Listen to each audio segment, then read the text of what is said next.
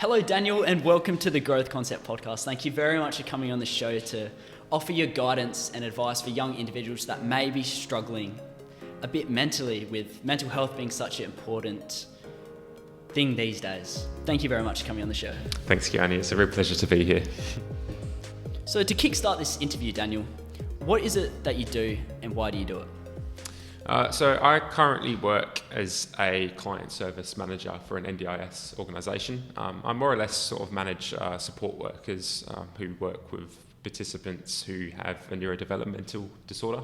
That, for example, could be ADHD, autism, or an intellectual disability. Yep. And it also includes participants that have a psychosocial disability, primarily like schizophrenia. From my perspective, I've got a background in education psychology. My long-term goal is to become a registered psychologist. Yeah, wow. But I'm just figuring out, obviously, what field of psychology I want to go into. When I was younger, I was very much into sport. So I wanted to go in sport and performance psychology, but I found that's too narrow focused. When I started actually working with vulnerable people, it really opened my mind up to mental health, and actually I really took a lot of fulfillment in helping these sorts of people. So that opened my mind up to clinical, but now I'm looking to explore sort of community psychology, where really helping people out in the community and work towards their sort of towards their goals, and ensuring that they're sort of empowered and living as independently as possible in the community. And why do I do it? Look, I mean, I think we've all obviously have our moments in life where we struggle with our mental health. I personally find, I think, working with people with schizophrenia very fulfilling because it's an incredibly fascinating disorder. It really is. It's for those that don't know, schizophrenia. The symptoms are primarily, delusions, hallucinations, very much irrational thought patterns and behaviours. And very much disorganised speech as well. And it's a tricky one because it's not a physical disability, it's a psychosocial disability. Yeah.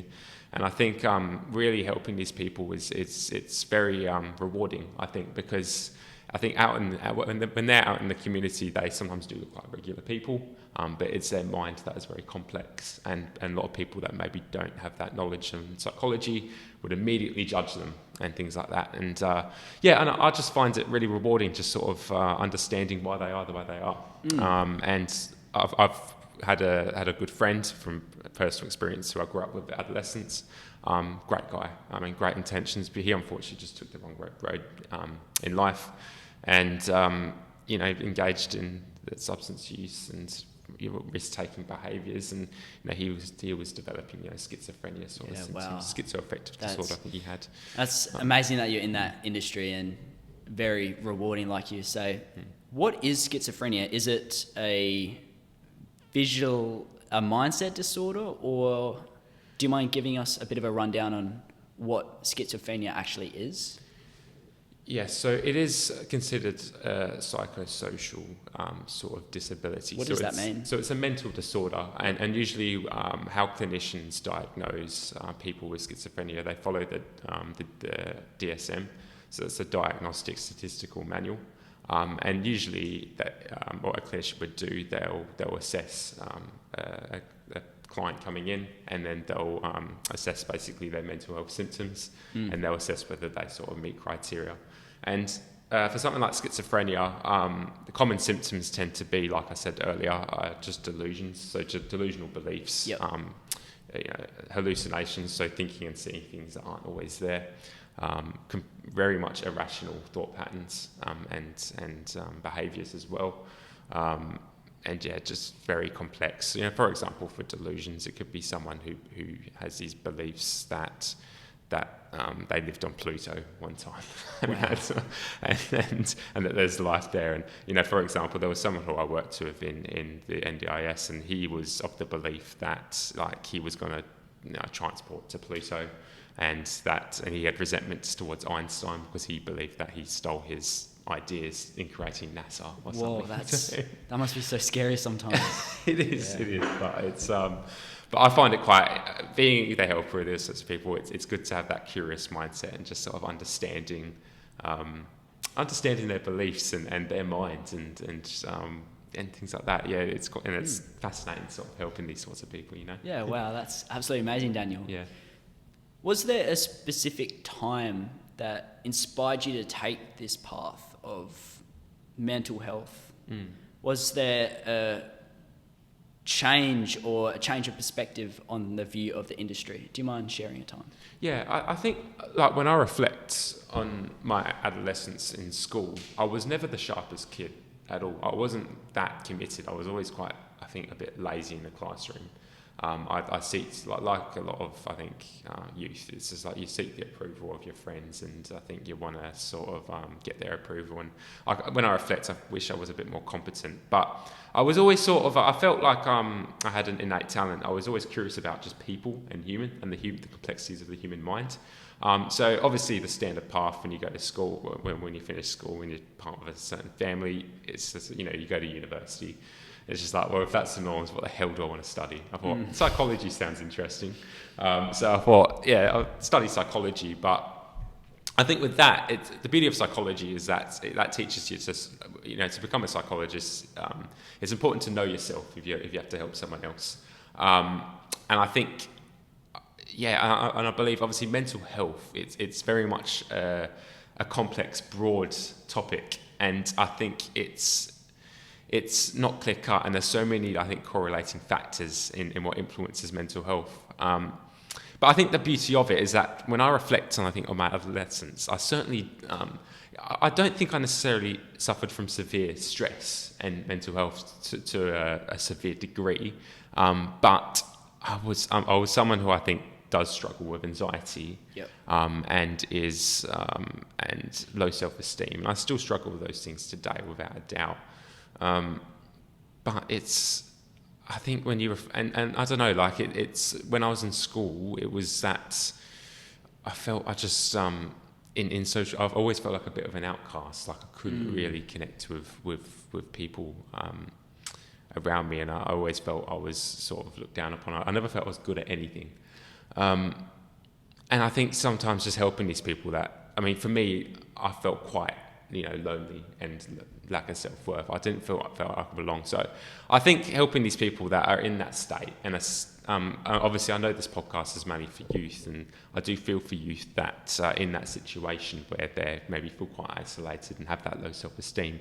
But even when they grow into adulthood and they're still dealing with that, it can be challenging. I find it really rewarding, really helping them and really trying to empower them, because they're not alone in how they feel, and they do have a lot of natural strengths, but they just need that support. That's amazing, Daniel, especially with going through school with there's that label on your head from day one, and that's somewhat your identity during school, and then you come out of school and then it's like, well, that kind of stays with you for a bit until you really have that mindset change, if you have that mindset change. So it's really good that you've found a way of escaping as such, and you've found purpose. With what you do, did you find that was your purpose calling straight out of school, or was it something during school? With getting into mental health, did you think, yes, this is for me, or was it a bit after school then you realised that? I think it was definitely after school. I think when I was on school, I think a lot of youth, I think when we're in school, we're still in that process of discovering our identity and our purpose. I think once you get into that early adulthood, you sort of find your feet a bit, you find yourself, and you find what that purpose and what that calling is. So when I reflect on it, I more or less, I think, really struggled to find what that purpose is.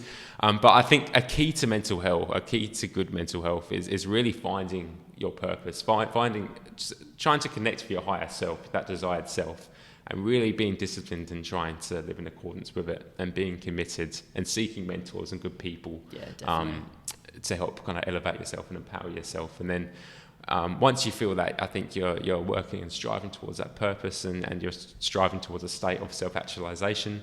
You feel confident in your abilities, and then you're able to give. You become more of a giving person, and then you want to sort of give back to the community and help people that could be struggling. And I think that's the beauty of mental health, and sort of learning about the concept of, I think, psychology. I think once you feel competent in your abilities to help, it motivates you to be more compassionate in helping vulnerable people, so. That's absolutely amazing, Daniel. Well, hats off to you. That's incredible and inspiring, Daniel. That's amazing. So with obviously your work with dealing with mental health, what would be a few strategies, or what would be your process of overcoming that mental health challenge, in your opinion? Yeah, I think because I think from a mental health concept, I mean, like I said, mental health is a very broad field, but if we break it down to a simple concept, we've got probably stress, depression, and anxiety. And how I categorise that is that when we're depressed, our mind is so ruminating on self-defeating facts about ourselves. And usually we're ruminating on the past, and symptoms is that lack of motivation. We feel helpless in who we are, and we're just not satisfied with who we are at all. I think anxiety and stress is when our mind is ruminating on and catastrophizing of worst case scenarios in the future.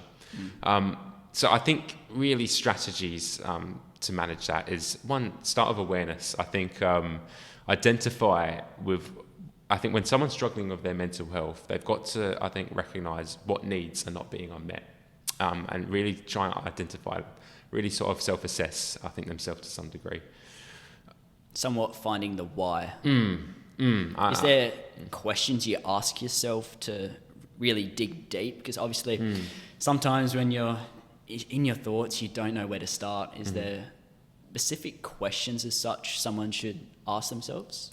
Well, I think, and that's the thing, it's hard to think your way, I think, into solutions. I would always sort of advise someone to ask them questions, is to get it down on a paper, or speak to someone about it.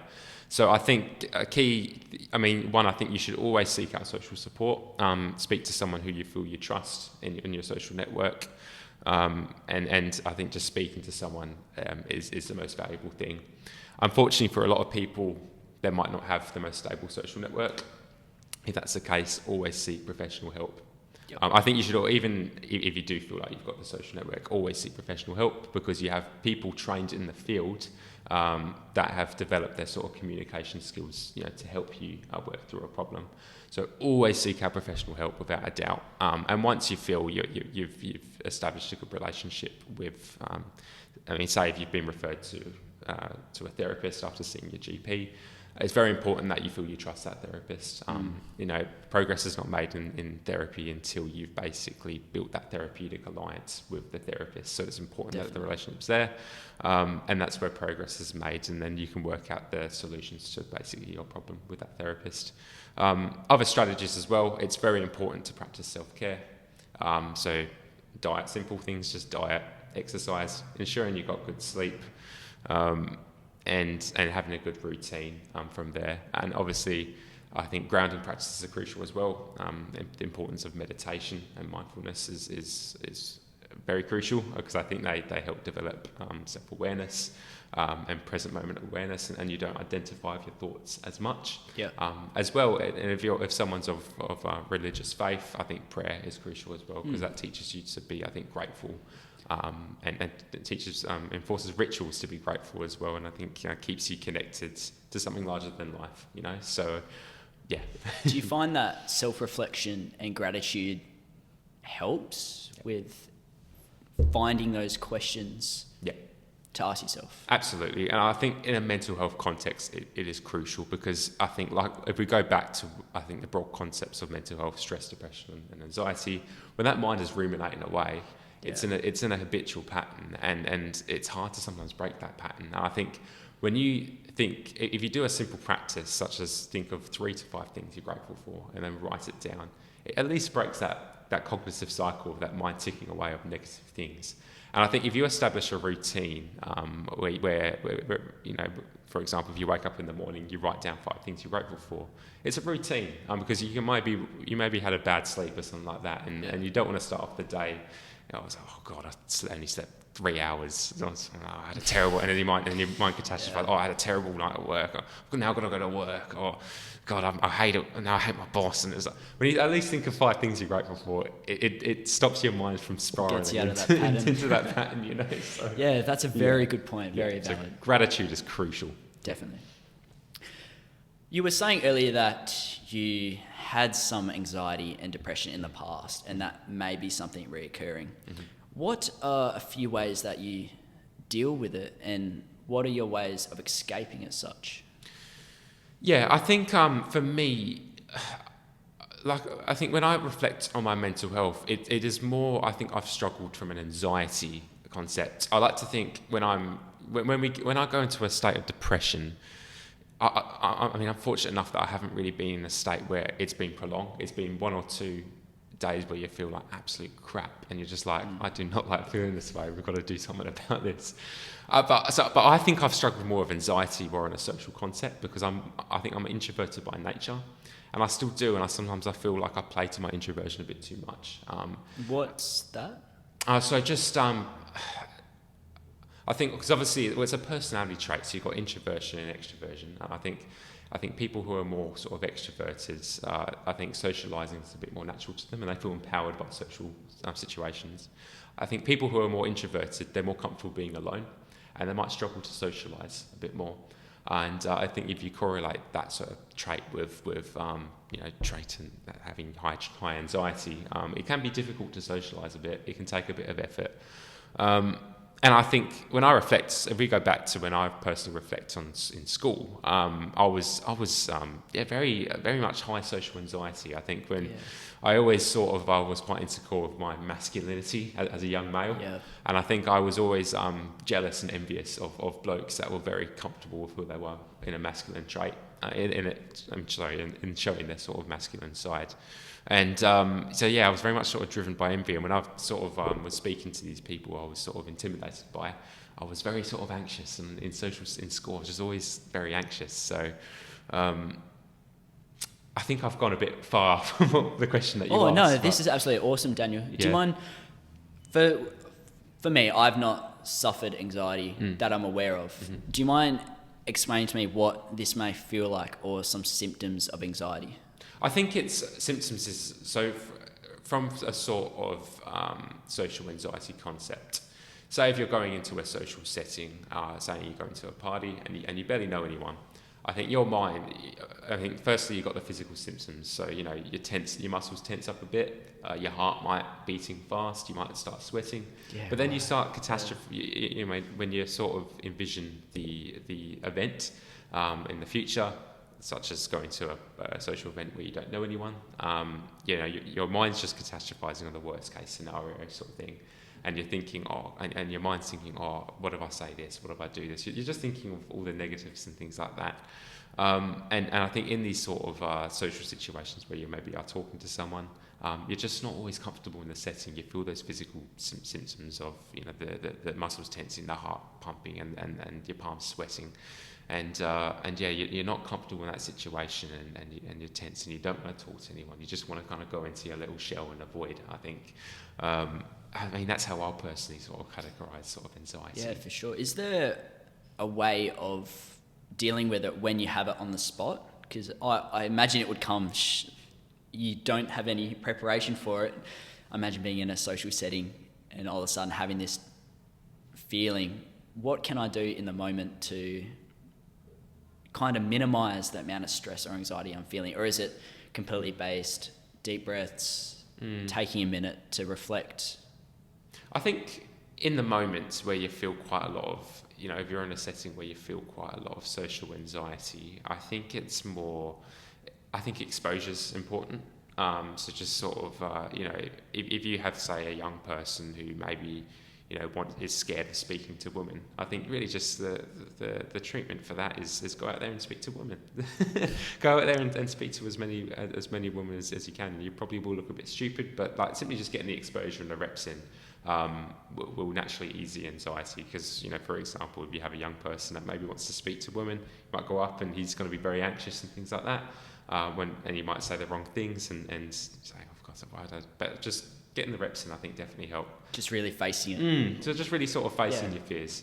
I think in the setting, I think where you do feel sort of anxious in a sort of social environment, Yeah, I think it's just awareness of how you're feeling in the Yep. moment, and being kind to yourself, and Not being too harsh. yeah. And you've got some people that really thrive, I think, in social environments, but you've got other people that don't so much. They prefer, I think, maybe going into social environments is very challenging for them. So I think just sort of being kind to yourself and self-compassionate. And I think in the moment, say if you're in a party and you do feel sort of, socially anxious, I think just I would say just just know yourself. Just be kind to yourself. Look, it's just like maybe you got a young person that's gone to a party, hasn't gone to a lot of parties. Just remind yourself, what am I grateful for? Yeah, to get kind of out of that loop. Yeah, Definitely, and just be point. kind to the fact that you've made the effort to go there, and and like I said, if you feel anxious in a social setting, just take a moment, maybe go somewhere for yourself, and just focus on your breathing, do some deep relaxation breathing, such as 4-7-8 breathing or box breathing to slow your nervous system down, and then go out and have another go in a social setting. That's an amazing point, Daniel. I hear around in the media that this mental toughness is thrown around a fair bit. Yeah. What would you say are some ways an individual can make themselves somewhat mentally tougher to face those challenges? Mm-hmm. What would you say about that? I think from a young person's perspective, I think from a young male's perspective, I think resilience and toughness is a crucial masculine trait. I find, obviously, when we say that we're faced with challenges, look, I think from a young person's perspective in dealing with sort of challenges, it's very important to have ambition and direction of where you're going. Yep. And how I think when we look at challenges, a key concept of viewing it is how we respond to those particular challenges. So say if we are faced with an obstacle, and a young person is faced with an obstacle, look, if they have ambitions of where they want to go and who they want to be, and if that obstacle, if it's an obstacle that's sort of in the way of their path, then that obstacle sort of becomes the way. So in terms of, I think, how you respond to certain obstacles is really the epitome. Somewhat having that direction on where you want to go. For someone who doesn't have that direction, for example, if I have no idea where I want to be, let's just say in a month, I have no idea where I want to be in a year, and I'm hit with a big challenge, whether it's a family member passes away and I have to deal with that, but I don't know where I want to be. What's the best, in your opinion, would be an ideal way to go about that situation? Would it be, you were saying to seek that help if needed, which is a very good point. But if I'm alone, how do I go about that? Because I imagine it'd be super scary making that first move to be like, I got to seek help. What would be another way to go about that? Yeah, and I think that's hard. I think for youth that are in that situation where they feel they don't have a lot of direction and that they're having issues within their family, I think that's it is an incredibly, I think, vulnerable state to be in. Look, I think having awareness, I think, of your social network is crucial. If you feel you have a trusted friend, I would advise, I think, speaking to them. Unfortunately, there is, I think it's a lot of youth out there that maybe do feel quite lonely and maybe feel they are surrounded by antisocial peers. What would be your guidance if someone, let's just say, you finish school and you drift away from some mates, get close to some mates, people come and go. If you are having that struggling time to find your next group of people and you really have no one to count on, you have parents, but what should I do in that situation? What would your guidance be if someone came to you and be like, look, I'm struggling with this, what should I do? I have no one to talk to. I mean, the beauty of, I think, those situations, we always have the emotional helplines. Yep. If you're in a severe state of distress, you can always contact, the Samaritans, the Beyond Blues, and for a men's line as well as if unfortunately if you are feeling suicidal, you can always contact Lifeline as well if you're in a crisis situation. I think in those situations as well, it is if you have sort of a youth that's in a situation where there's issues in the family, there's not a lot of direction of where they're going after they finish school, I think just identify what your needs are, and try and seek out, I think, help. Identify with what your problem is, and I think try and seek out the right sort of professionals to help you around that. Yeah, I mean, for example, like what I think the person's got to ask themselves is what are they most sort of impacted by? Are they in a state of existential crisis because they don't know where they're going to go in their career? If that's the case, then they've got to maybe speak to a career counsellor. If they're dealing with the grief, if there's a situation where a family member's passed away and they're dealing with the grief of that, I'd recommend speaking to a counsellor or a grief counsellor or something like that.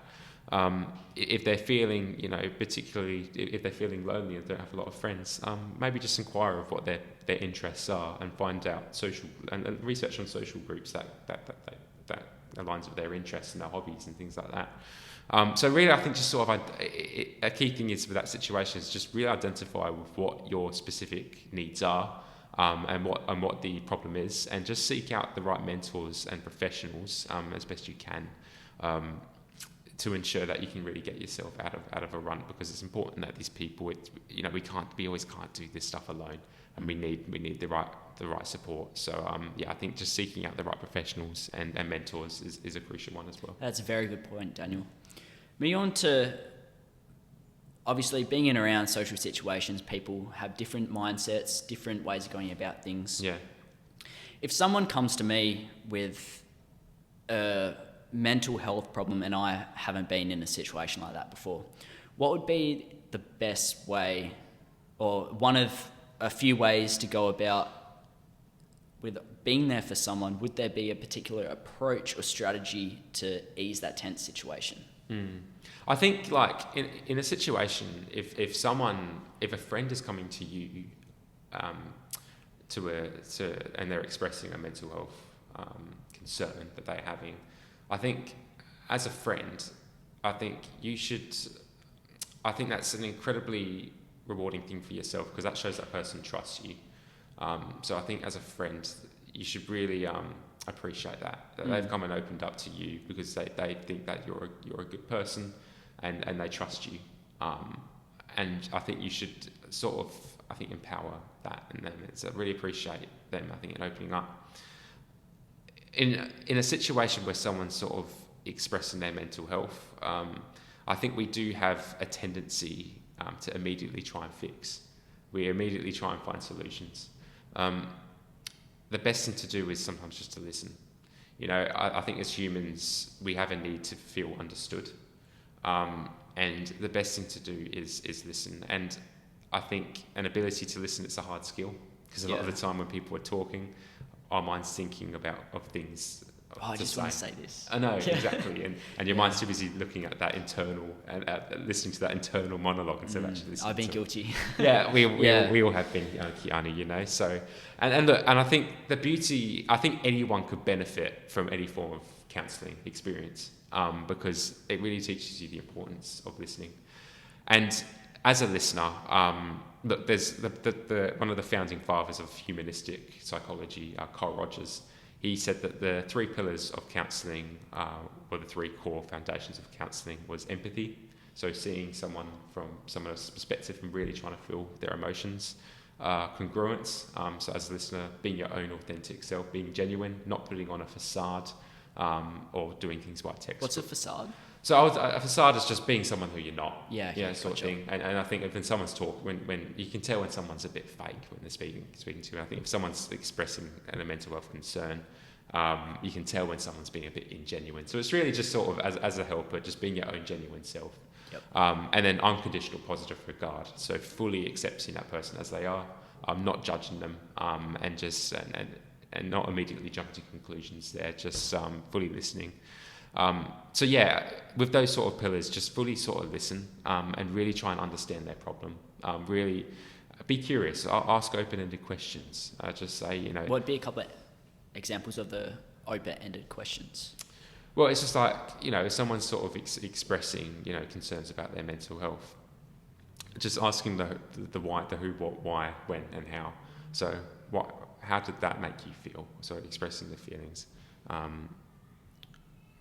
Let's say, I mean, if someone's sort of communicating a problem, I mean, if they even like help me understand, Mm. like even simply saying that, I feel that could have a good effect on the way you understand, because you're asking them to explain. Yeah. Yeah. Well, I mean, like, for example, if you've got a youth who's in a crisis situation, and like, you know, a family member's passed away and they maybe don't have a lot of friends, it's just asking them the open-ended questions. I mean, like, how do you feel when you're in a real distressed state? What have you done to get yourself out of those runts? And it's just asking those simple questions there, and also sort of, I think, reflecting statements as well.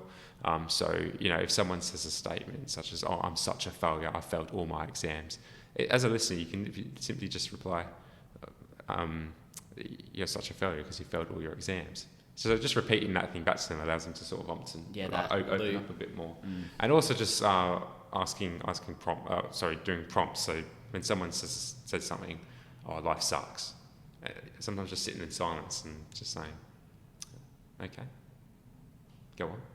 And sitting in that silence, it's not always comfortable, but it allows that person to open up a bit more and feel that void a bit more. So little prompts there, and then just summarising as well.